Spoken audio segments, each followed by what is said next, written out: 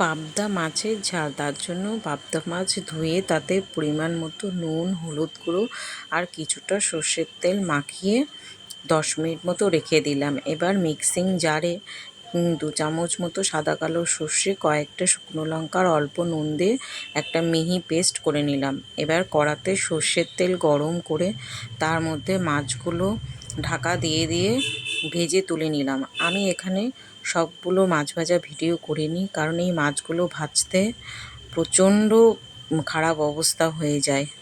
এবার তোমরা তোমাদের সুবিধা মতো ভেজে নিও। এবার ওই কড়াতেই কিছুটা কালো জিরে ফোড়ন দিয়ে তার মধ্যে কয়েকটা চেরা কাঁচা লঙ্কা আর বেটে নেওয়া মশলাটা দিয়ে বেশ ভালো করে নেড়েচেড়ে নিয়ে পরিমাণ মতো হলুদ গুঁড়ো আর স্বাদ মতো নুন দিয়ে ভালো করে কষিয়ে নিয়ে অল্প মশলা ধোয়া জল দিয়ে নেড়েচেড়ে তেল ছেড়ে আসা পর্যন্ত কষিয়ে নিতে হবে।